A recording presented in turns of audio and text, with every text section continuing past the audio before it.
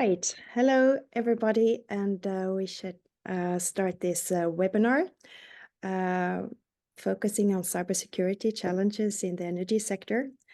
We'll hand over to Mr. Hadeli in just a second from Hitachi.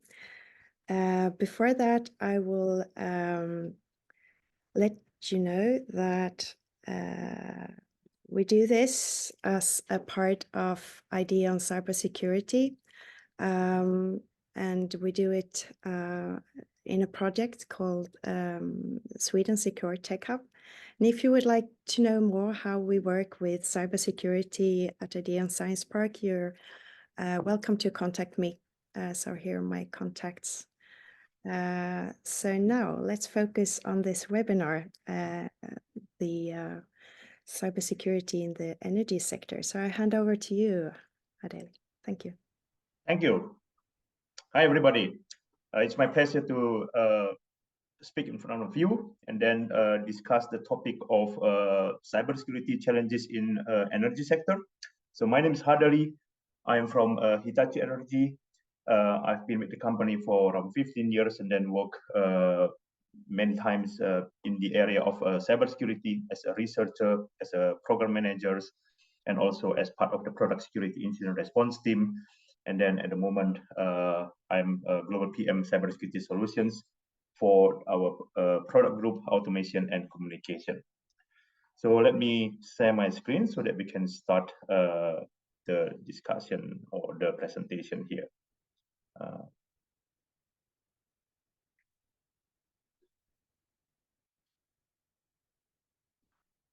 Okay, I hope you can see my screen.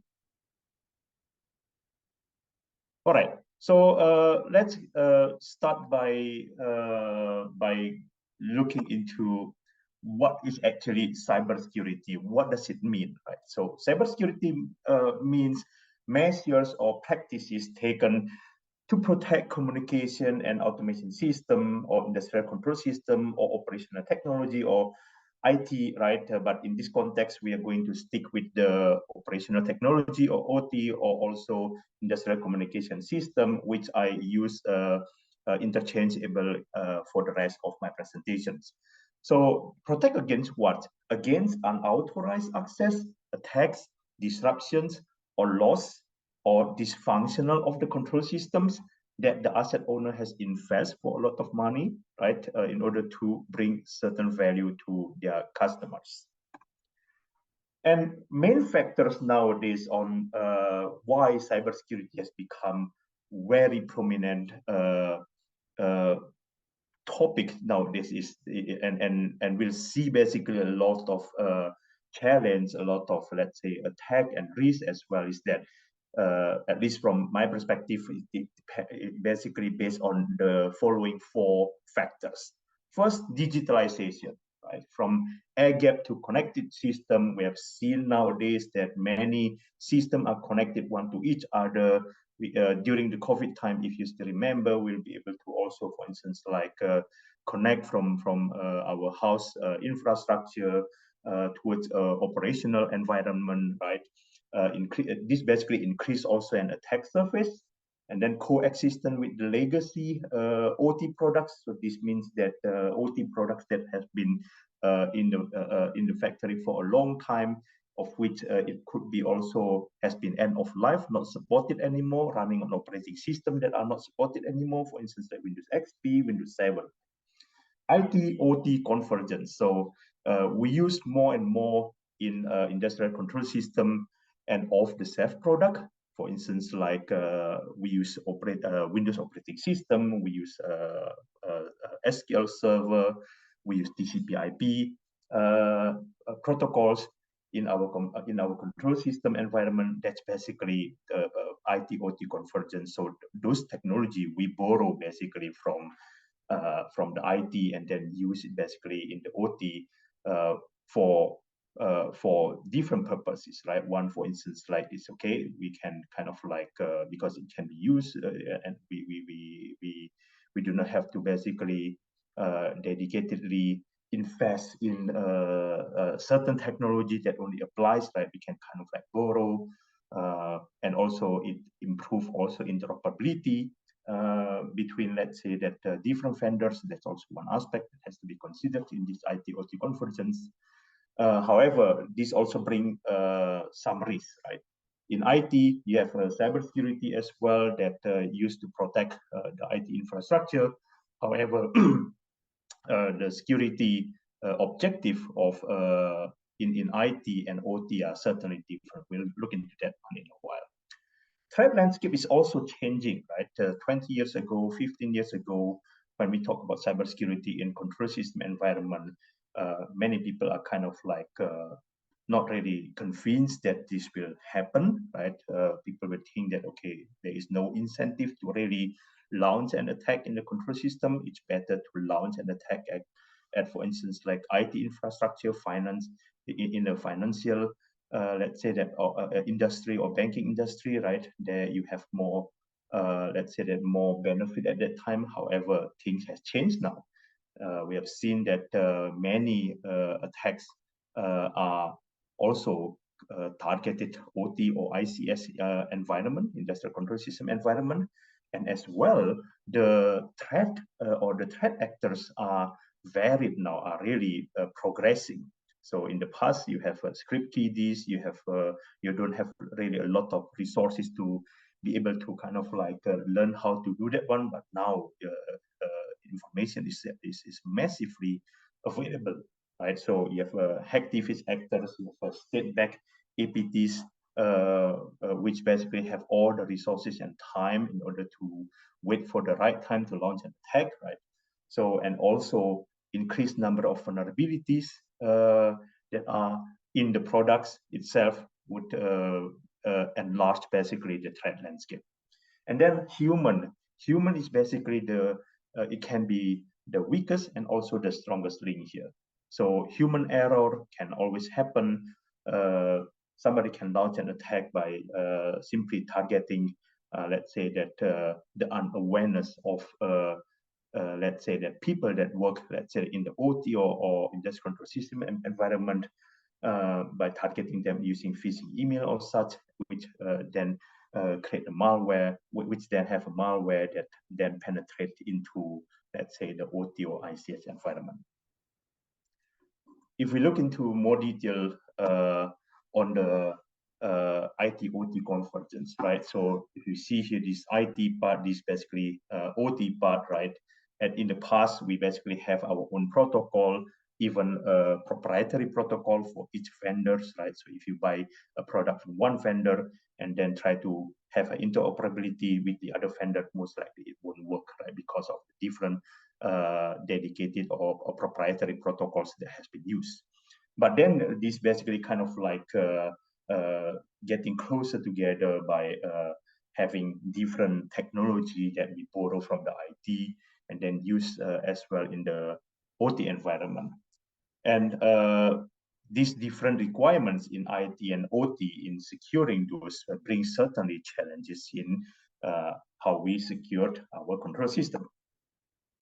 So when we talk about securing the cybersecurity, what is actually at stake, right? Here, the famous that we know is basically three aspects, right? Or three things that are at stake: confidentiality, integrity, and availability. Confidentiality, mostly ensuring sensitive information is protected from unauthorized access attempts. Integrity, ensuring that the consistency, accuracy, and trustworthiness of data over its entire life cycle. And availability is to ensure that this information is available and readily accessible for authorized parties. So when we look into the OT perspective and the IT perspective, if we are in the corporate environment, in a company, in the IT environment, the IT team would defend as much as possible the confidentiality and integrity on top of basically, in comparison to availability. And with that said, for instance, like the IT security team would prefer basically that, okay, it is that let's say that the employers or the people that work in the company doesn't have access to certain resources for a certain time because they need to patch the system, they need to fix the system from the cybersecurity perspective, rather than they don't fix that and then later on, because an attack, the confidential information leak out, right? That's basically what they try to protect. However, if we look into the OT environment or the control system environment, assuming, for instance, that in the energy sector where the power station has to deliver power all over towards the region, here what is prioritized is actually the availability. Imagine that we don't prioritize the availability when we design or when we operate the cybersecurity of the overall installation. This means that we allowed, let's say, that a blackout for 2 or 3 hours, and then this would basically have a kind of like tremendous impact towards the overall infrastructure, right? In our life today, the overall infrastructure is highly dependent on electric energy.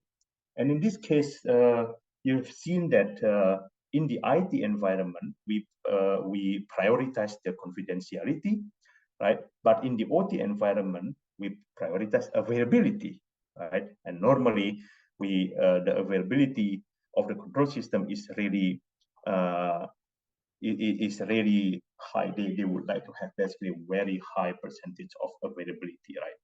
So when we look into this one, looking into the IT OT convergence, right? If, for instance, like we use the cybersecurity measures that are used basically within the IT to resolve basically also cybersecurity at the OT level, then you have basically kind of like conflict, right? Because the goal of the cybersecurity measures that are applied to the IT world is basically to protect the confidentiality. But in the OT world, what we want to achieve is basically high availability. So how are we going to actually address that? We'll see that later. So when we talk about cybersecurity, right, we need to think of, okay, this is in principle a risk. Is this risk actually always there? Is it always high? This basically boils down to the 3 aspects that trigger the risk. So the first one is that the availability of an asset. When we have an asset, then it's basically one contributor towards the risk trigger. And then secondly is basically a threat agent, right? A threat agent, for instance, like a hacker or somebody that just want to kind of like script kiddies, like I mentioned before, state hackers, right? And then afterwards, then vulnerability. Vulnerability, you can in the plain text language, you can assume that as a weakness in a software on a system that can be exploited in order to gain access towards the system, right? So as you know that the control system inside basically software, and as software is written by human, there's a possibility that mistake happens, and therefore somebody who found out can kind of like use this as a way to basically get into the system. So if these 3 elements, so the existence of asset, the existence of threat agent, and the existence of vulnerability appeared at the same time, then there is basically a cyber risk, right? So here's basically a more elaborated view on the contextual relationship of the between asset and then also threat agent and also vulnerabilities and then also the countermeasures itself. So if we have a look into the graph here on the right hand side, you can see that an owner have basically an asset, right? Threat agents normally will give rise to a threat that target basically an asset. And if the owner normally knows that, okay, I have basically an asset, threat agent is there, and also basically there's always a vulnerabilities in there, right? So what does the owner have to do is to impose or put certain countermeasures that is basically aim to reduce the risk of exploitation by certain vulnerabilities on the assets itself, right? And of course, vulnerabilities would evolve, right? Because new research coming in, more attacker, let's say that, or researcher finds certain other vulnerabilities, which eventually also reduce countermeasures that have been put before. So this process here should be repeatedly and should be all the time, right? It has to be revisited not only on a particular product, but on the overall control system regularly, right? Without that one, it won't work, right? Because of the in cybersecurity, there's always a race between an attacker, for example, a threat agent, and also as a defender, for instance, in this case, an asset owner. So when we talk about cybersecurity, it is all about risk management. It is important for us to understand that there is no such thing as 100% security. And cybersecurity is also not a destination. We cannot say that, hey, we have already deployed this and these cybersecurity measures and then done. We don't have to look at it anymore. We assume that it will be secured for the entire life cycle of the control system. No, this is wrong, right? This is a wrong approach. Cybersecurity is not a destination. It is an evolving target. It has to be seen as a process, right?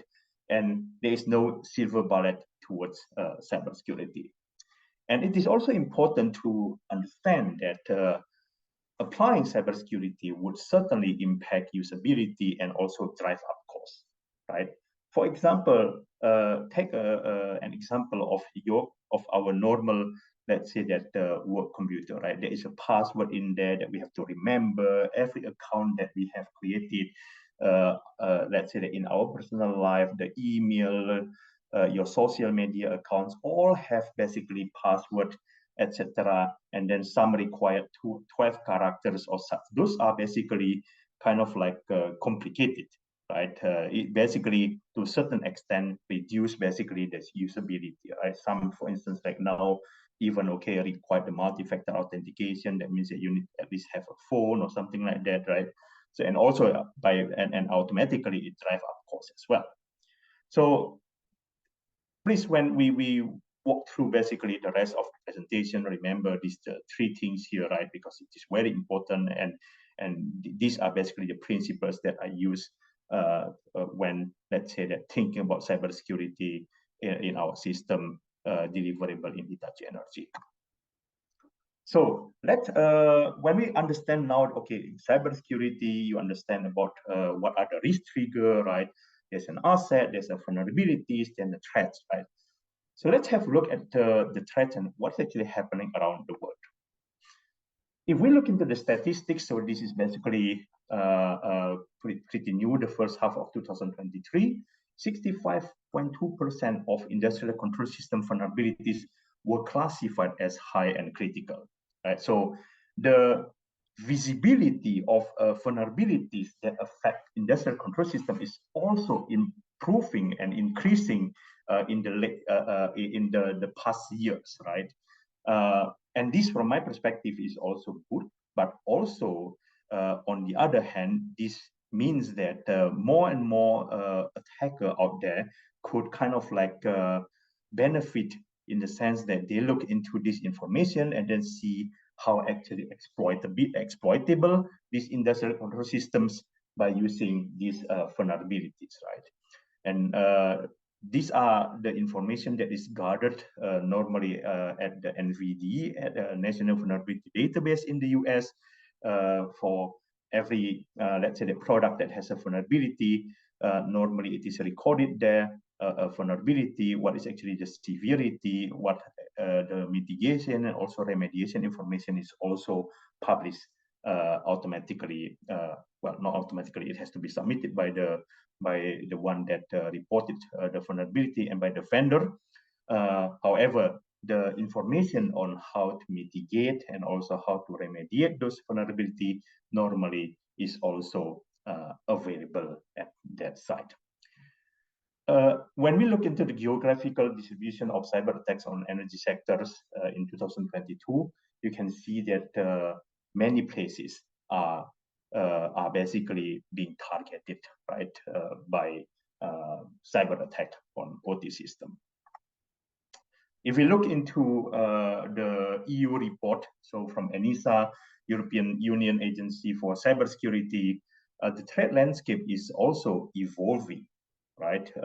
Using malware, supply chain attack, this is also very much in focus at the moment, right? Many people, many of our customers at Hitachi Energy also demand that, okay, we have so-called supplier security programs, right? They would they not only look at us as their supplier, but they also want to ensure that their sub-supplier or our supplier in this case also secured. If we look into the cybersecurity threat, the foresight of ENISA in 2030, it's basically also the same. And here you can see additional, for instance, like the use of AI, right? Artificial intelligence abuse, the use of AI, for instance, like to kind of like do an attack to create a malware or such, that would becomes more and more in the coming years, I believe. Also, if you see here, for instance, like supply chain, that's always in there, and therefore, if, for instance, like you or your company provide basically solution towards vendors, towards energy utility, like the transmission or distribution operators, they would basically also look into that perspective or look into your company from the cybersecurity perspective as well. This just some, let's say, informations on multiple known attacks that happens that affect basically the industrial control system. For instance, like Stuxnet, I believe everybody that knows cybersecurity in industrial control system knows about this. And then various one, Black Energy Industria in Ukraine, Industria version 2. And then even, for instance, like the last one is basically 2023. Just basically last week, there's basically a report that in the US, Aliquippa water supply being hacked, where a booster station that monitors and regulates the water pressure of 2 towns is compromised. But luckily that they discovered, they found it out and then able to kind of like take measures for that. And as well, because the threat landscape is really evolving, right? Governments and the standardization body also take the role here to put in additional requirements and then release also kind of like standards that can be used by vendors like Hitachi Energy, so that we have kind of like a proper benchmark that we can present to our customers, that we are serious about cybersecurity and we can comply with cybersecurity. If we look basically from, let's say that I put it here basically only 4 countries again and 1 EU, generally, almost every country is defined now about cybersecurity profile or let's say requirements for the critical infrastructure, right? From ASEAN, in the US, you have NERC, EU with their NIS2, and then also with the CRA that is coming up soon. It's still in the draft version. Middle East, you have basically countries putting up requirements for cybersecurity that impose on the critical infrastructure operators.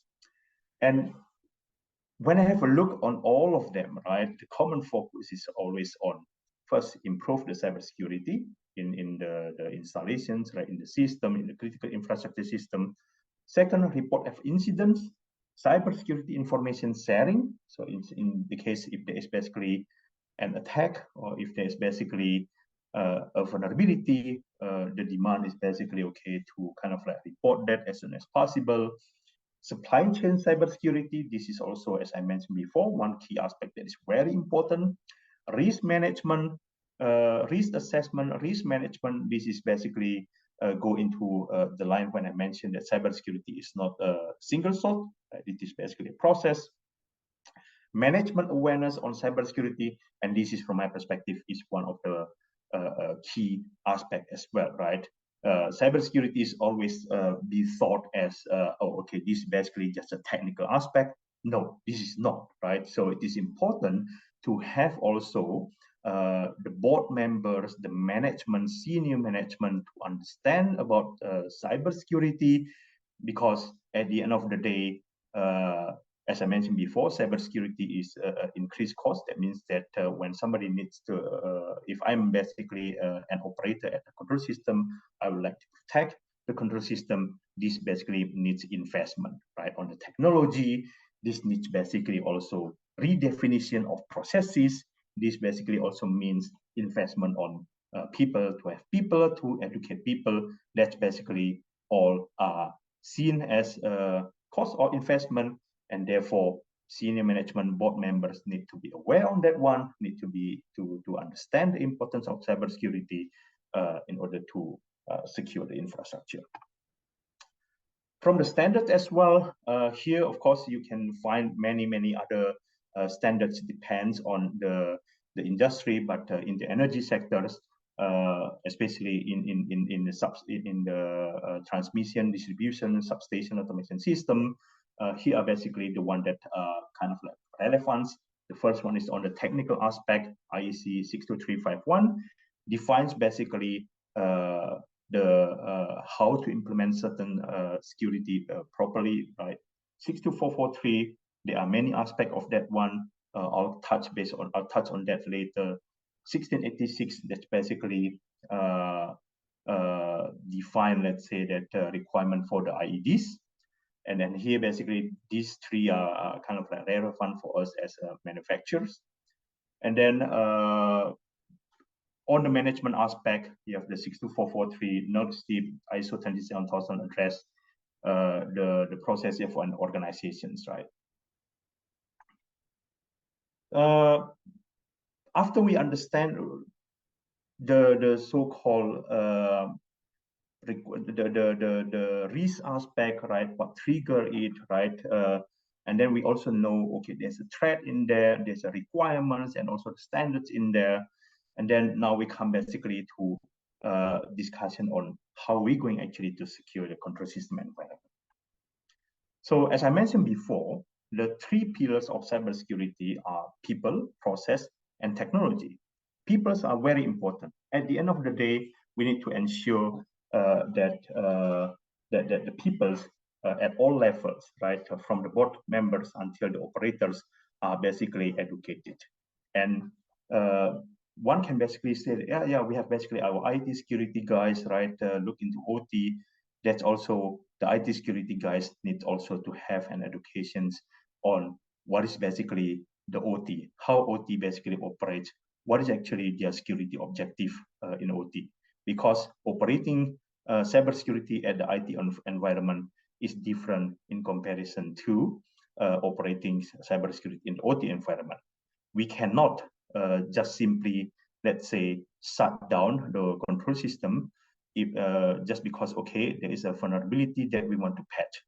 This we can actually do in the IT environment. And you have seen, for instance, like, okay, certain services is not available during, let's say, that the weekend, or certain service is not available during the midnight of our time, right?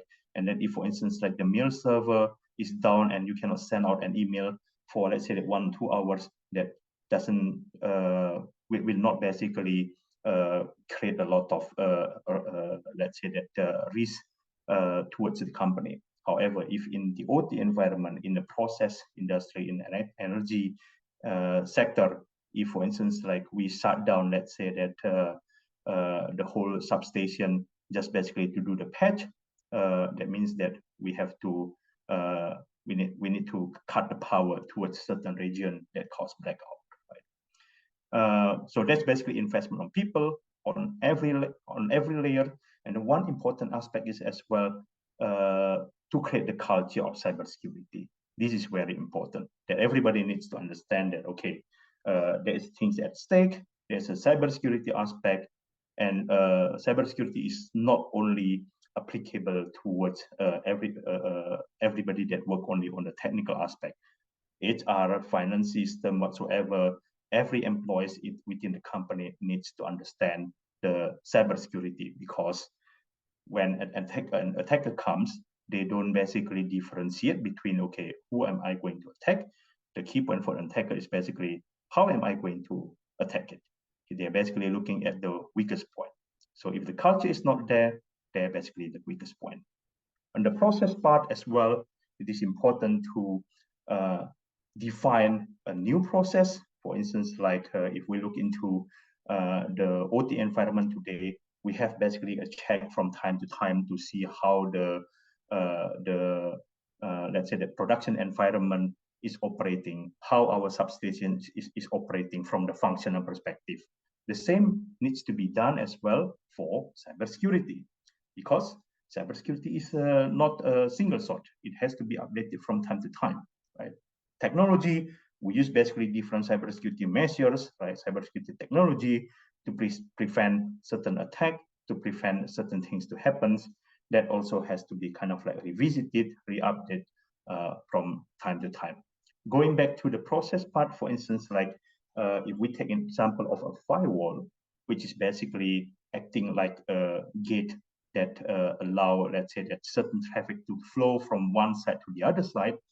If, for instance, like we do not, we deployed this firewall into our control system, and then afterwards, then we do not check that anymore, there's a possibility that after, let's say, that 1 year, the rule that govern that firewall, that means that that define, okay, what traffic can go from one side to the other side, is no longer valid. There is also a possibility that due to, let's say, the engineering issues, right? Somebody or some engineers need to kind of troubleshoot problems in the industrial control system. They basically go to the firewall, and then afterwards that they basically allow all traffic to go from one side to the other side. And afterwards, if he or she forgot to kind of like put back the firewall rules as the one before, then you have basically all the traffic can go to anywhere, right? And this basically bring back the risk. So you need to have basically a process to kind of like check, okay, what has been set up? Is it still the same, right? Do we need to make additional change? And if we need to do additional change, what would be, for instance, like the risks that are implied because of those changes? Those have to be all defined in a clear process.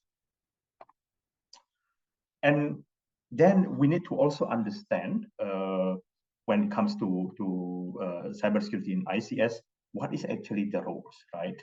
So if you have a look in here, you have a role as a product supplier, for instance, like Hitachi Energy as a product supplier. We deliver basically products towards our customers. These basically important roles. And then in the control system environment, this basically belong to the customer, right? To our customer. So you have basically here so-called integration service provider. That means that if, for instance, like our customer would like us to build a substation, then we basically deliver a product, and then our system integration unit would then put them into a system and then deliver that basically to our customer. And then there's also a so-called maintenance service provider, which basically then after the system is established, the maintenance service would come and then look into whether from the control system perspective, is this still operating in the correct way, or if there is basically a need for maintenance, then we do the maintenance. And then an important role here as well is the asset owners, right? So the asset owner here accountable for for operation and also routine maintenance according to the security policies, right? Maintenance service provider maintain the automation solution, integration service provider design, deploy that one, and then the product supplier develop and the products that is used for the control system. So here it is important to understand the roles of all those parties here, because at the end of the day, you have a different requirements defined basically on these different roles. Additionally, once we know basically about the roles, right? And then the next important thing is as well, we need to know how actually the system is designed, where actually the information flows, because normally a attacker would then travel or try to launch an attack based on where the information can flow, right? If we have a look here, this is basically a primary devices in a substation, for instance, like circuit breaker or such. It basically we have basically a possibility to get the information from those primary devices that travel up via the controllers and then via the switch towards the HMI, towards the gateway, through the control center, and vice versa, right? And then on the maintenance center, you have basically some maintenance person that do maintenance on the system from time to time, update the system, update the software, the product, whatever, right? So it can also connect towards the engineering system and then go towards the devices as such, right? So if you have a look into this one, you can basically understand, okay, where does the information flow? And then you can basically understand also to which extent, how are they actually, for instance, like those maintenance guy, for example, are they actually accessing the environment or the control system environment every day, every hour? Because this would eventually be a consideration or be a factor that is used to define security measures that need to be put in the substation. So this information is important. And then as well, if we have a look into the possible attack, right, we cannot only, let's say, that assume that attack will always basically coming from outside, right? For instance, like, okay, you have an authorized device or such, but also it can come from inside the substation, right? For instance, like here, inside the substation, if you have, for instance, like a rose USB stick, or you have an infected laptop that is basically bring into the control system environment. If you have a USB stick that has a malware and then you plug it into, for instance, like the computer HMI that run the Windows and have no protection there, then it assuming that it has a ransomware, then it will basically block all the computers that run Windows operating system there, and then you cannot basically operate the control system anymore and has to shut down, right? So if, for instance, like here, if you see that, okay, we are running basically on a kind of like, let's say, flat network, right, where you don't have basically any kind of segregation, right? That means that once, let's say, that the virus or the ransomware attack one computer, what it's going to do is that it's going to replicate itself and then try to find a way and then to infect as many computers as it wants to be, right? So this is also what we need to actually understand, that we should not too focus basically only on the external, right? But also need to understand also on the internal, that an attack can also come from the internal. And in this case, if, for instance, like somebody say in the control system that, yeah, we have basically a totally air gap, right? We have basically 4 walls like this, then no, it's not possible basically to attack our control system. That's basically not entirely kind of like accurate, right? There's always a way, the weakness is always there, and therefore it is important to be vigilant. As well, the Department of Energy, US Department of Energy, Securing Energy Infrastructure Executive Task Force, they also kind of like define a so-called reference architecture for electric energy, OT, or industrial control system environment, where they basically kind of like define this basically according to the Purdue model. For instance, like they mentioned, okay, for the level 0, you have the process level here, level 1 substation system, level 2 facility level, and then here's basically the physical access zone, and then between zones, they basically kind of like have a firewall in between.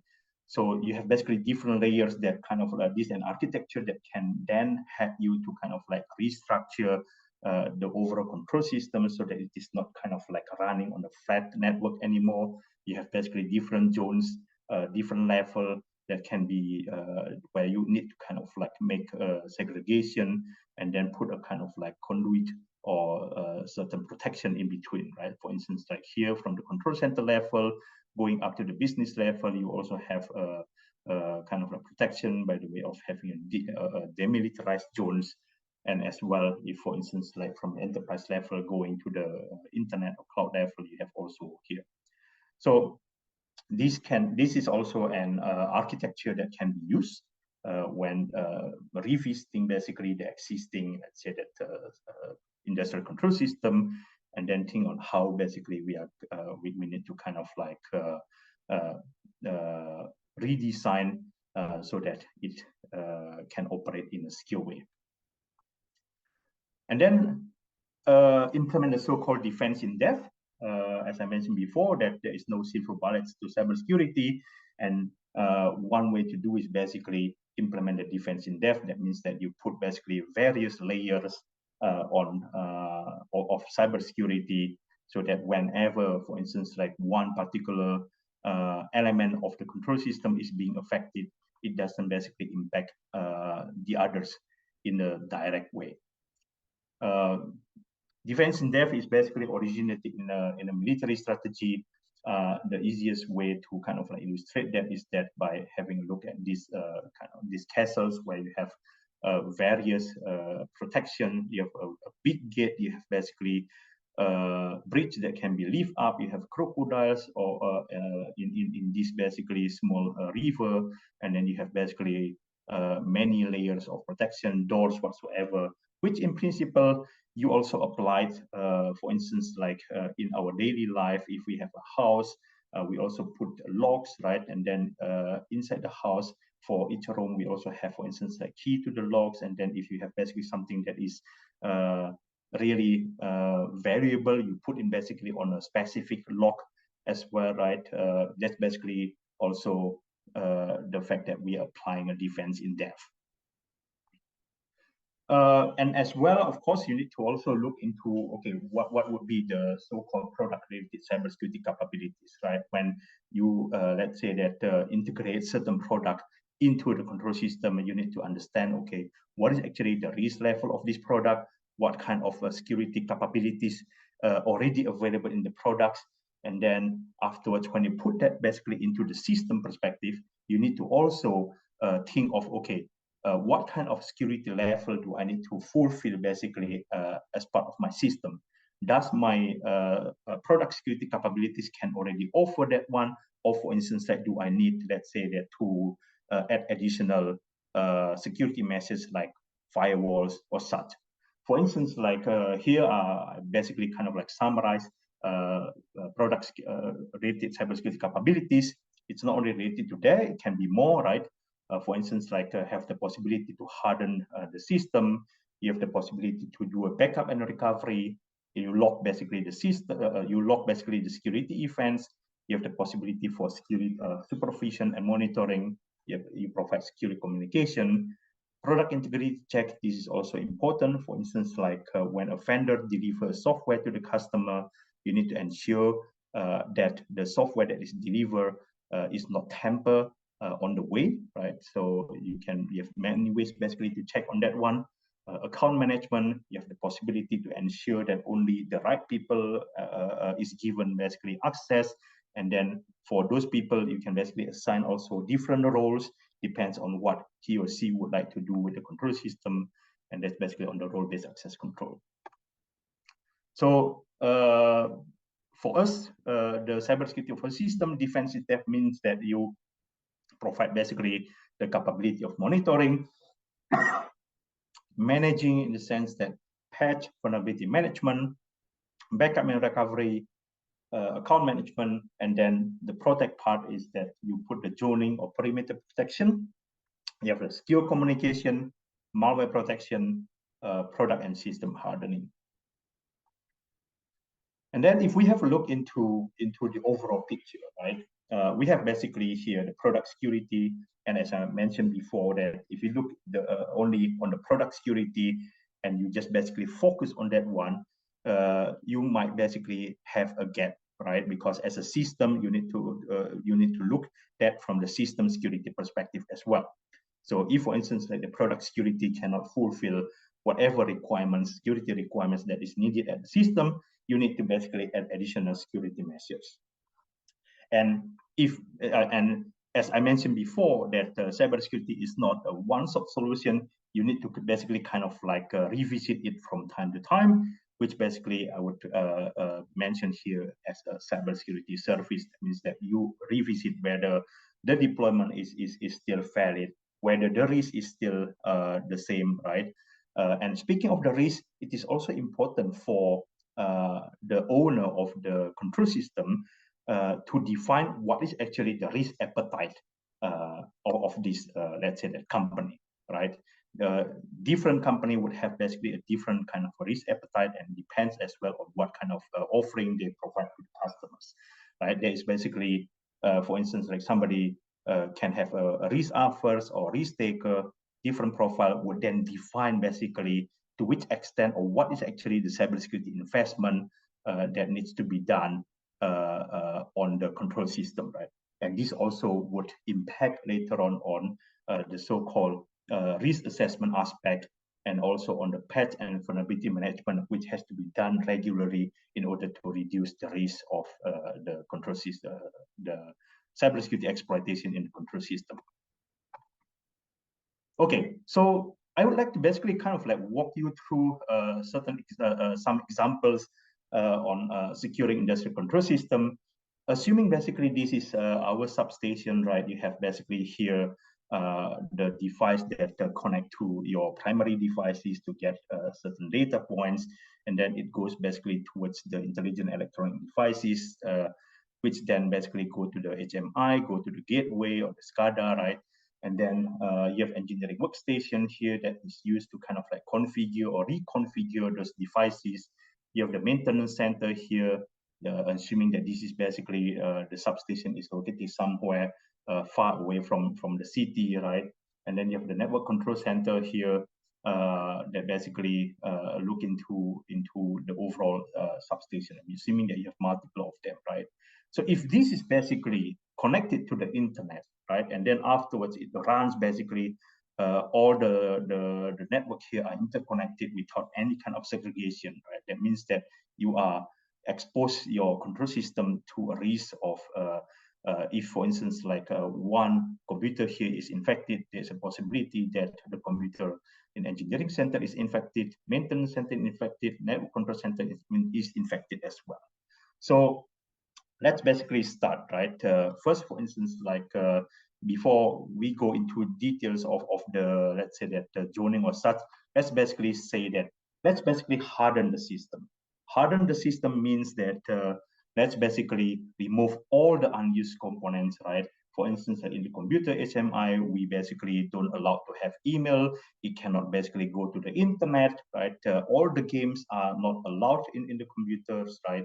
Also, hardening can be done also on the gateway, on the devices as well.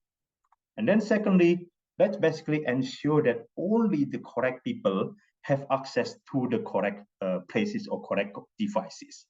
So here, this basically the access control authentications and also role-based access control being defined that, okay, only, let's say that engineers, maintenance engineer can access here, and then only, let's say, the protection engineer can kind of like work or change the configurations at the IEDs that basically need to be defined as well.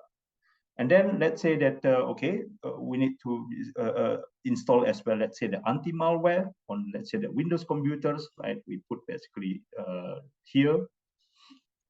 And then afterwards, then logging, right? This is also one important things that need to be there, right? If, for instance, like an incident happened, it is important for the forensic analysis to get all the events that happen at as many, let's say, that devices as possible, put it into one place, right? And then afterwards, then calculate sorry, not calculate, but define basically, build basically the timeline so that we can understand what's actually happening in the system, how the attack happens, what does it compromise as such. And then afterwards, then We mentioned about the flat network before. So this basically also goes into that direction that, okay, we basically put in different zones, right, that have basically the same security requirements. And then, for instance, like the one in the engineering workstation, since they are not going to let's say, access the control system environment here so often, we might want to basically kind of like put in firewall in between. And as well, to go to, for instance, like from the maintenance center or network control center, we put basically a VPN to connect to the substation, right? So that it just basically have a kind of like a secure communication tunnel in between, and then also firewall in between.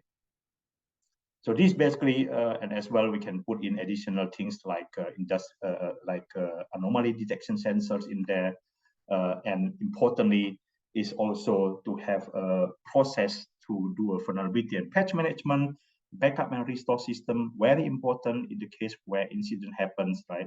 And then cybersecurity service to really look into the overall from time to time. Just 1 or 2 minutes, I'm going to talk about how Hitachi Energy addressed the needs for cybersecurity. From Hitachi Energy perspective, to build the culture, we have basically cybersecurity in our organization. We are certified with IC 27001, and then we have also defined a supply chain cybersecurity, which we basically also ensure that our suppliers are secured.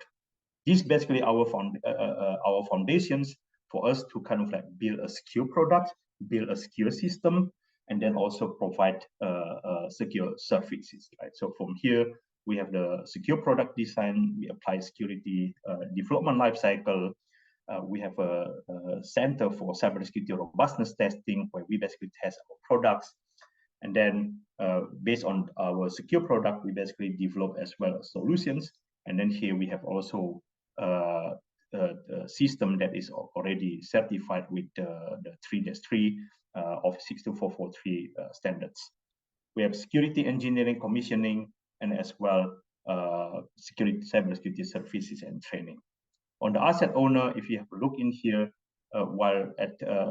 we basically take their requirements and then put these basically as well on how we develop our product.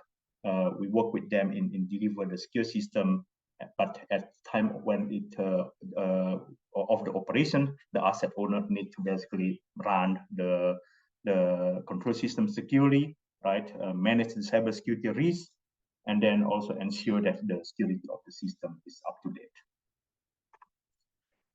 Speaking of 62443, this is basically kind of like a snapshot. This is basically, we use this because it's kind of like very known standards in the so-called industrial control system environment, not only on the process, but also at the substation automations or at energy sector. This is also well known nowadays.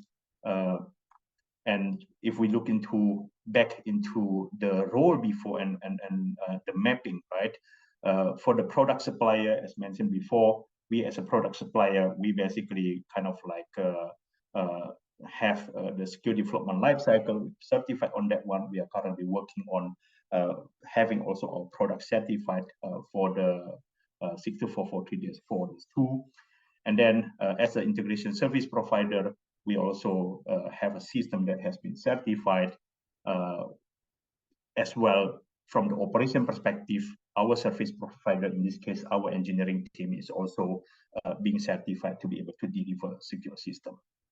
And then for the asset owner, what needs to be looked into is basically this part. That means that they need to basically run, let's say, they understand the concept of models of cybersecurity, understand the requirement. 2-3 is basically the patch management, as I mentioned before. It's also very important. And then risk assessment and system design. We'll not go through this into much detail, but we have basically kind of like organizational and then readiness on cybersecurity, and then the product that we deliver is also kind of like strong in cybersecurity.